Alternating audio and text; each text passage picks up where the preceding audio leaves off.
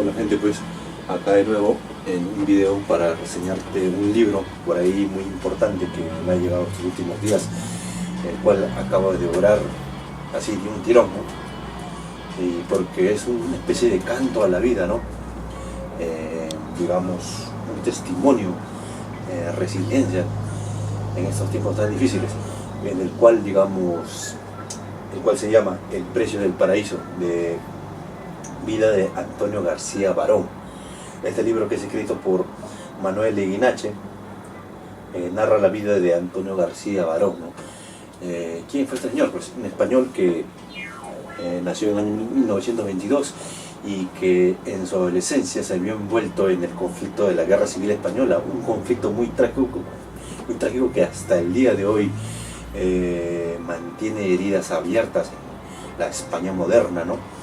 Y a raíz de este conflicto él estuvo en el bando republicano, aunque él se considera anarquista. Él estaba en el batallón aragonés, ¿no? Un batallón muy, digamos, por ahí muy conocido, que dio mucha pelea en ese conflicto, y digamos, tras 3 años de guerra, el hombre, digamos, ya, digamos, derrotado, mejor dicho, su partido o su bando decidió pasarse al otro lado de los Pirineos, a Francia. Es ahí donde lo recibe la Francia socialista de esos tiempos,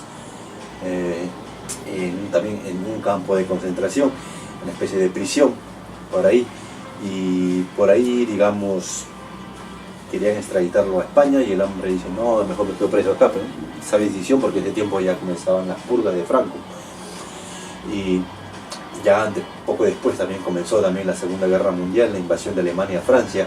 Es ahí donde el hombre se alista como voluntario para pelear por la bandera de Francia, a pesar de que Francia no lo trató bien en un inicio, y digamos de nuevo se envuelve en una guerra contra los fascistas, ¿no? Y es ahí donde llega hasta la batalla de Dunkerque, ¿no? Recuerden que ya Francia derrotada por ahí, ¿no? El hombre se enlista en guerras de guerrillas por ahí, ya tenía experiencia y se embarca en esa aventura hasta la batalla de Dunkerque, donde ahí con los ingleses pelean contra los alemanes, y como los alemanes los arrinconan, y es ahí donde los ingleses por ahí evacúan a sus efectivos hacia su isla. Una evacuación muy dramática, el cual concluyó que solamente podían ser evacuados los ingleses, más no los demás que estaban peleando de su lado, ¿no? Eso hizo que el hombre por ahí retrocediera de nuevo y quiso buscar refugio en Suiza, ¿no? Con par de sus compañeros. Sin embargo, caería prisionero por los alemanes, y estos lo llevarían durante 5 años a un campo de concentración, Mauthausen, en la frontera de Alemania de Austria, uno de los campos de concentración más temidos en esos años, el cual era una devoradora de carne. Es ahí en esos 5 años donde el hombre vio las cámaras de gas, las torturas a los prisioneros y las exacciones de los capos y los altos mandos que regían ese horroroso campo criminal, ¿no? Y el hombre, junto con sus paisanos, sobrevivió justamente por ahí, por ese carisma que tienen los españoles, el cual compartimos también con los latinos, ¿no? Que es la alegría por ahí, ¿no? Y digamos, el desprecio de la muerte por ahí. Ese por ahí, digamos, que también se ganó el cariño de muchos otros presos también que estaban ahí, ¿no? O sea, los rusos, hasta los mismos polacos por ahí, o franceses también. Pero el punto es que ya con la liberación del campo de concentración del 44, el hombre atestiguó atestiguó en primera fila para culpar a los criminales que estaban encargados de todas esas exacciones en el campo de concentración. Como por ejemplo narra él mismo, que vio de primera mano, en vivo y directo, como uno de esos criminales de las SS que eran dirigidos en el campo tenían perros amaestrados justamente para devorar las carnes de los prisioneros, ¿no? Y otros crímenes que no puedo contar acá. Muy tétricos sus testimonios. Y luego, ya liberado, se se fue a Francia. En Francia trabajaría en una fábrica durante un año o dos, pero aún así su destino ya estaba escrito, ya quería dejar Europa, la vieja Europa, tantos crímenes. Él decía que no podía creer cómo una civilización tan avanzada podría haber permitido, ¿no?, unos decenas de millones de cadáveres en ese territorio, ¿no?, durante esos años, ¿no? Así que él quería abandonar sí o sí Europa, y su destino, previas preguntas a muchos por ahí, muchos compañeros, era un lugar donde no hubiera civilización, donde no hubiera electricidad, donde no hubiera ni dinero, nada. Y por ahí le recomendaron la Amazonía, por ahí, y él recayó, digamos, en Bolivia, donde él fue, justamente dice que fue el único país que por ahí le dio una especie de visado, ¿no?, una especie de entrada a su país, a su tierra, ¿no?, porque necesitaban una especie de profesionales, ¿no?